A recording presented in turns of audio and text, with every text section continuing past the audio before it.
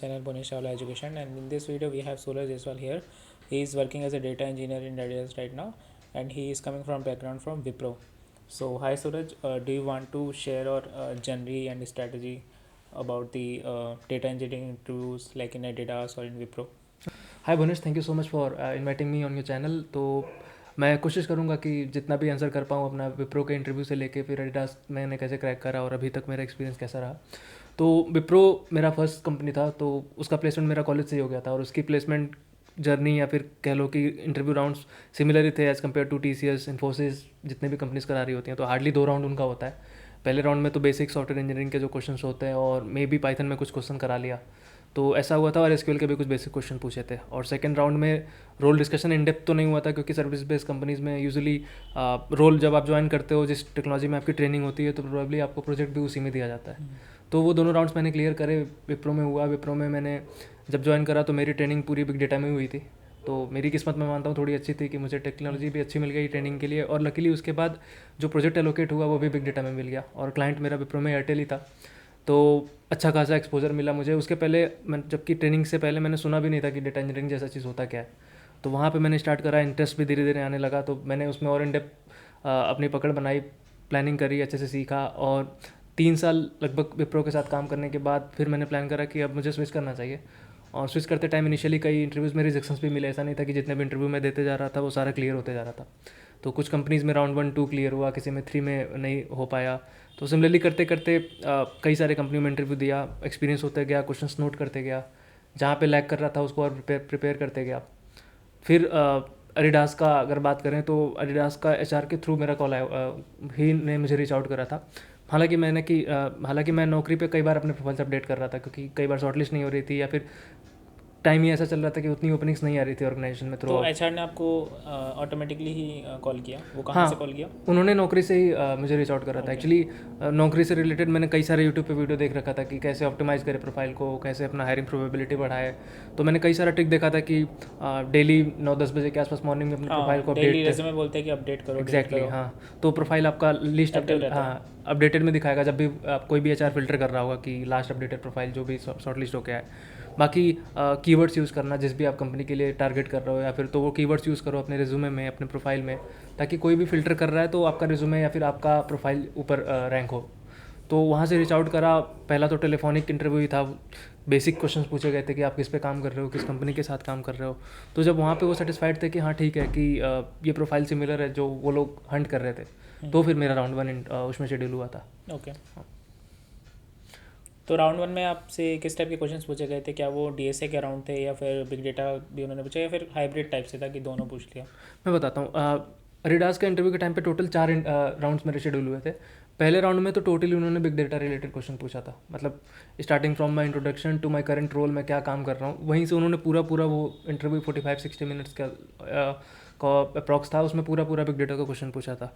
और क्वेश्चन अगर मैं याद करके बता पाऊँ जितना मुझे याद है, तो रोल पूछा था कि करंट रोल में आप काम क्या कर रहे हो। फिर उसके बाद स्पार्क आर्किटेक्चर बहुत ही इंपॉर्टेंट टॉपिक है, जो आई गेस जितने भी इंटरव्यू मैंने दिया था तो उसमें स्पार्क आर्किटेक्चर के बारे में पूछा गया था। फिर उसके बाद डेल्टा लेक क्या होता है, कोलिस वर्सेस रिपार्टीशन क्या होता है, ग्रुप बाई विंडो फंक्शंस आप कैसे यूज़ कर रहे हो अपने करंट रोल में, इस तरह के बहुत सारे क्वेश्चन पूछे थे। और कोलेज रिपार्टीशन में सिर्फ यही नहीं था कि what is difference between coalesce and repartition, वो तो हर कोई बता लेगा। लेकिन मेरा आंसर करने के बाद वहाँ पे मुझे शौक लगा कि उन्होंने फिर ये भी पूछ लिया कि इंटरनली कोलेज और रिपार्टीशन वर्क कैसे करता है, करेक्ट। कब कोलेज फास्ट काम करता है, कब रिपार्टीशन फास्ट काम कर रहा होता है। तो ये सारे क्वेश्चंस मेरे ऑलमोस्ट थे पहले राउंड में। और जब सेकेंड राउंड शेड्यूल हुआ, उसका मतलब रिजल्ट मेरे पास 5-6 दिन के अंदर आ गया था। फिर मेरा सेकंड राउंड शेड्यूल हुआ। सेकंड राउंड जब शेड्यूल हुआ तो उसमें क्वेश्चंस इन्होंने SQL का भी पूछा था, पाइथन भी पूछा, बेसिक DSA भी पूछ लिया। तो स्टार्टिंग फ्रॉम SQL में उन्होंने लीड लैग फंक्शन पूछा क्या होता है, और ग्रुप बाई फंक्शन क्या होता है, और उसके बाद रीनेम वर्सेस एलियस का डिफरेंस बता दो, क्या दोनों का मतलब क्यों कब कौन सा यूज़ करता है। और इस बीच कुछ कुछ मतलब आई गेस सेकंड में 2 पैनलिस्ट थे, तो कुछ क्वेश्चन डेटा इंजीनियरिंग रिलेटेड भी पुटअप हो रहे थे कि कब कौन सी फाइल फॉर्मेट फास्ट होती है जब हम राइट कर रहे होते हैं, या फिर कब कौन सी फाइल फॉर्मेट बहुत जल्दी रीड हो जाती है। तो इस तरह के क्वेश्चंस मेरे सामने आए थे सेकंड राउंड में। और सेकंड राउंड में फिर जब SQL के क्वेश्चंस उन्होंने पूछ लिया, तो फिर SQL के प्रोग्रामिंग भी दिए थे, 2 क्वेरीज भी लिखनी थी। तो उसमें से पहला क्वेरी था, उन्होंने दिया था कि अगर मान लो आपके पास 2 टेबल दिए हुए हैं जिसमें कंपनी डिटेल है और दूसरे में एम्प्लॉय डिटेल है, तो उसमें से पता करना था कि पिछले साल लास्ट ईयर हर एक मंथ में किस एम्प्लॉय का कितना सैलरी इंक्रीमेंट परसेंटेज वाइज हुआ था, तो मुझे वो पता करना था। तो वो कर लिया। फिर सेकंड क्वेश्चन भी उन्होंने तुरंत पूछ लिया कि अगर मान लो कि दो टेबल है, एक ऑर्डर डिटेल जिसमें लिखी हुई है कि कब कौन सा ऑर्डर सेल हुआ था, और दूसरा पर्टिकुलर आइटम के बारे में, मतलब वो प्रोडक्ट का पूरा डिस्क्रिप्शन था कि वो आर्टिकल के बारे में डिस्क्रिप्शन में भी साइज़ है, कलर है, वो सारे उस दूसरे वाले टेबल में था। तो मुझे ये बताना था कि लास्ट मंथ में कौन सा प्रोडक्ट किस ब्रांड का सबसे ज़्यादा सेल हुआ था। ओके। तो ये वाला क्वेश्चन था। और पाइथन के क्वेश्चंस अगर मैं बता पाऊँ तो उन्होंने एक लिस्ट दिया था जिसमें रैंडम नंबर्स थे, मे बी लेट्स सपोज 2 3 4 5 0 2 1 ऐसे करके। तो मुझे उसमें ये करना था कि जीरो लिस्ट से हर जगह से निकाल के लास्ट में अपेंड करना था। तो इसका लॉजिक लिख के दिखाना था। और डीएस से रिलेटेड तो बेसिक क्वेश्चंस थे, जैसे ट्री ट्रैवर्सल क्या होता है, डीक्यू डेटा स्ट्रक्चर क्या होता है वो बता दो। हाँ, और फिर हीप वर्सेस स्टैक मेमोरी भी पूछा था। तो ये सारे थियोरेटिकल क्वेश्चन ही थे डीएसए के। और डीएसए का एक बेसिक प्रोग्रामिंग में पूछा था जो बहुत नोन है, मंकी बनाना प्रॉब्लम, जिसमें कि एक रूम है, रूम में चेयर रखा हुआ है और मंकी है और कुछ बनाना है जो कि सेंटर ऑफ द सीलिंग से हैंग कर रहे हैं। तो क्वेश्चन ये था कि क्या वो मंकी वो उन बनानास को ले पाएगा कि नहीं ले पाएगा। तो मतलब उसका सोल्यूशन यही है कि मतलब मैं कोऑर्डिनेट बाय कोऑर्डिनेट जाऊंगा, अगर ग्रिडी अप्रोच। हाँ ग्रिडी अप्रोच फॉलो करूंगा। तो ये करके किया था। तो ये सेकंड राउंड हुआ। थर्ड राउंड प्रोबेबली मतलब उतना डिफिकल्ट मुझे नहीं लगा, क्योंकि उन्होंने मेरा जो करंट रोल था, मैं जिस प्रोजेक्ट पे काम कर रहा था, पहले उन्होंने तो ये पूछा कि आप कर क्या रहे हो, डे टू डे एक्टिविटी क्या है। तो वो round totally scenario based questions का था। तो उन्होंने मेरे पिछले प्रोजेक्ट से ही रिलेटेड क्वेश्चंस पूछे मुझे। पहला तो उन्होंने ये बताया कि अगर आप इंक्रीमेंटल डेटा यूज़ कर रहे हो तो कैसे यूज़ कर रहे हो। लेट्स सपोज कि अब आपका एक टाइम के बाद इंक्रीमेंटल डेटा आना बंद हो जाता है, स्टैटिक डेटा है, या फिर आपका डेटा जो आप पहले बैच प्रोसेसिंग में चल रही थी अब स्ट्रीमलाइन में चलेगी, तो आप कैसे उसको हैंडल करोगे। तो इस तरह के क्वेश्चन मेरे थर्ड राउंड में पूछे गए थे मुझसे।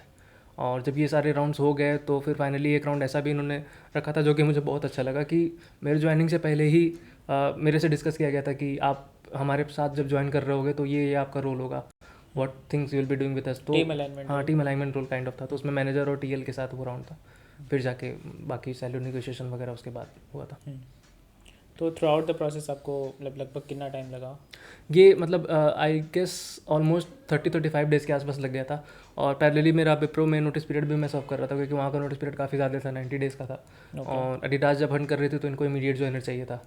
तो उस टाइम पे मेरा 60 के आसपास हो चुका था ऑलरेडी, मतलब तो 30-35 डेज़ रह गए थे विप्रो में मुझे सर्व करना। तो दोनों अलाइनमेंट अच्छी हो गई थी। जब वहाँ का मेरा लास्ट वर्किंग डेट था उसके बाद 1 वीक के बाद मैंने यहाँ पे ज्वाइन कर लिया था। तो प्रोजेक्ट्स की कितनी इंपॉर्टेंस होती है कोई भी अगर हम इंटरव्यू देते हैं तो?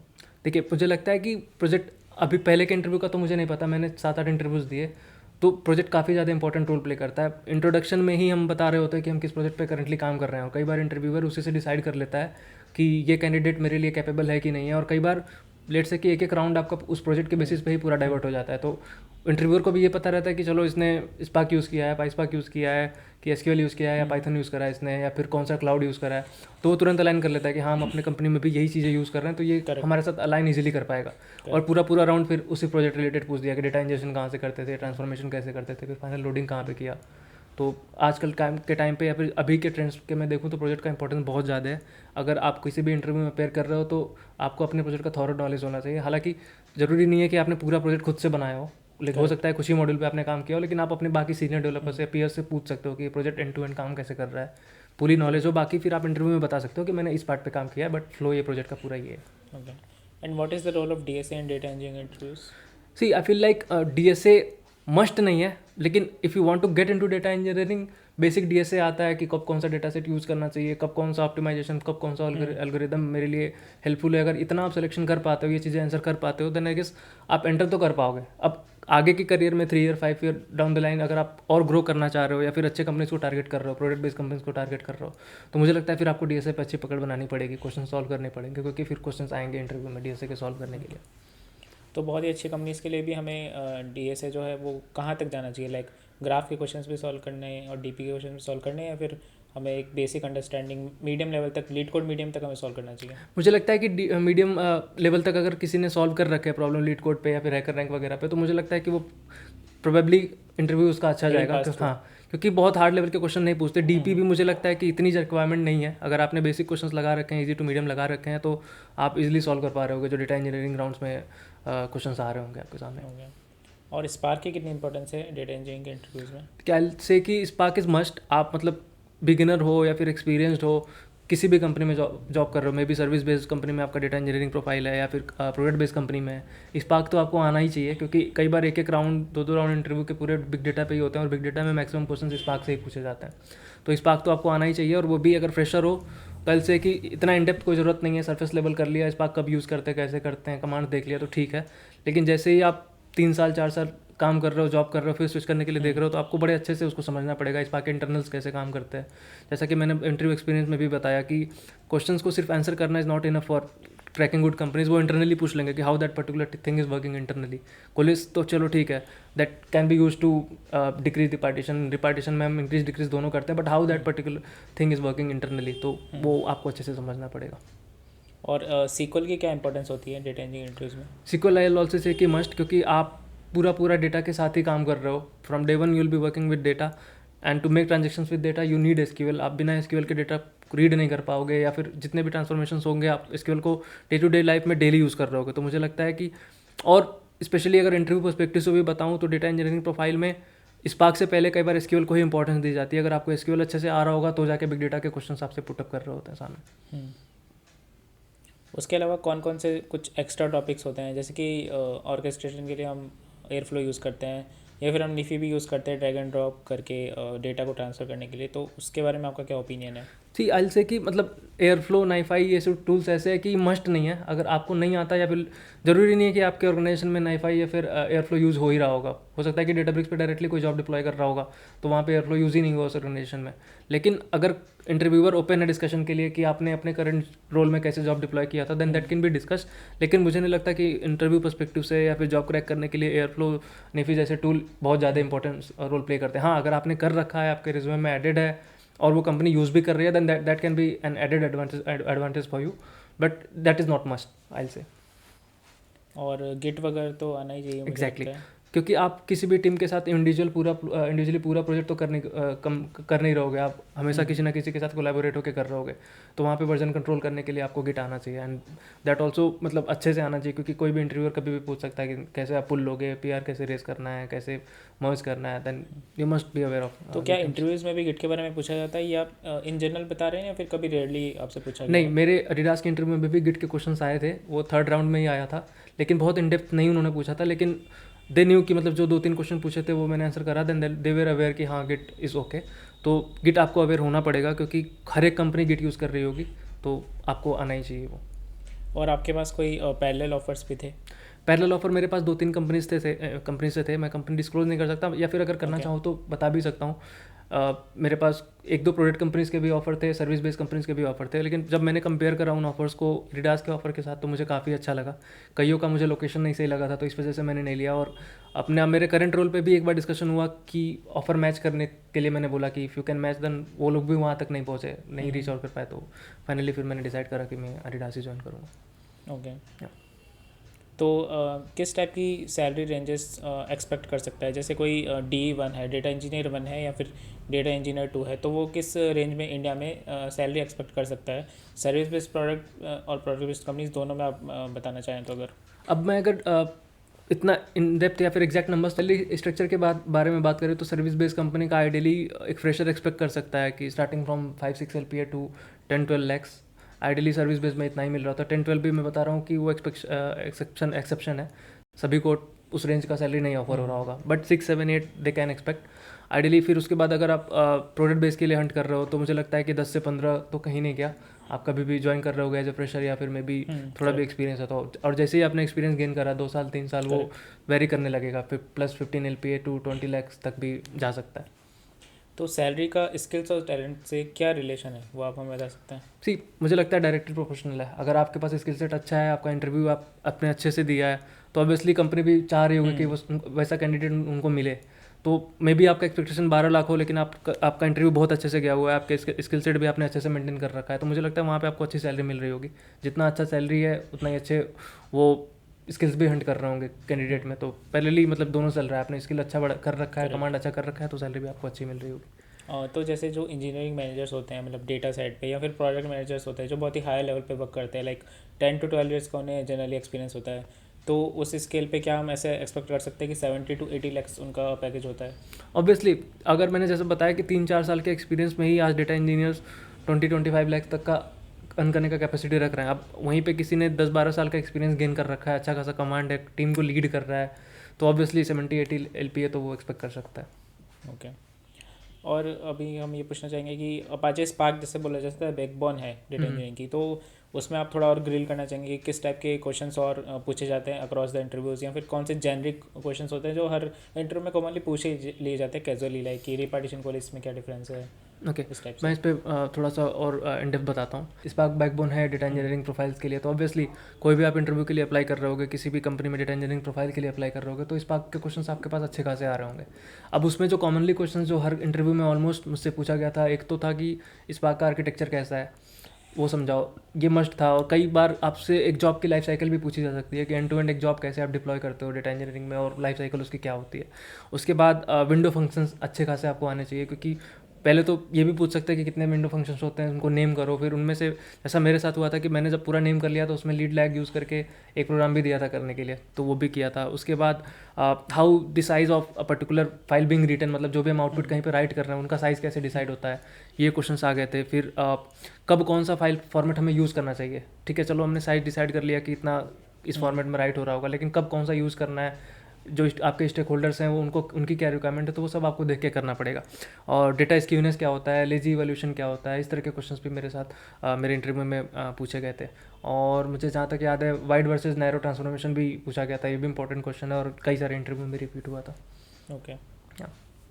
इसके अलावा जैसे हम कोडिंग करते हैं, अगर स्पार्क में अगर हम स्केला यूज़ करते हैं या फिर हम पाइथन यूज़ करते हैं, तो हमें किस टाइप की चीज़ों का ध्यान रखना चाहिए, किस टाइप से ट्यूनिंग करनी चाहिए, किस टाइप से ऑप्टिमाइजेशन हम कर सकते हैं, ताकि एक ओवरऑल हम सिस्टम डिज़ाइन अच्छा बना सकें, या फिर बोल सकते हैं कि आर्किटेक्चर को हम और इम्प्रूव कर सकें, इन्हांस कर सकें। ओके देखो इसमें ये है कि हर एक कंपनी के पास लिमिटेड रिसोर्सेज है। ऐसा नहीं है कि मेरे को जितने रिसोर्सेज दिए गए मैं पूरा पूरा अपने जॉब में ही उसको यूटिलाइज कर लूँ, क्योंकि कई सारे जॉब डिपेंडेंट है उन रिसोर्सेज पे। करेक्ट। तो मुझे देखना पड़ेगा कि मैंने अपने जॉब को कितने रिसोर्सेज एलोकेट कर रखे हैं, मैं पार्टीशंस अच्छे से यूज़ कर रहा हूँ कि नहीं कर रहा हूँ, पैरेललिज्म यूज़ कर रखा है कि नहीं कर रखा है। अगर मैं वो नहीं कर रहा हूँ तो रिसोर्सेज ज़्यादा यूज़ हो रहे होंगे, जॉब रन में जहाँ पे 20 मिनट्स लग रहे होंगे मैं मे बी 1 आवर का टाइम ले रहा हूँ। तो मुझे ये सारी चीज़ें देख के चलना पड़ेगा कि मैं कब कौन सा फाइल फॉर्मेट यूज़ कर रहा हूँ, पैरेललिज्म यूज़ किया है कि नहीं किया है, डेटा स्क्यूनेस तो नहीं है कहीं पे, तो ये सारी चीज़ों को ध्यान रखना पड़ेगा।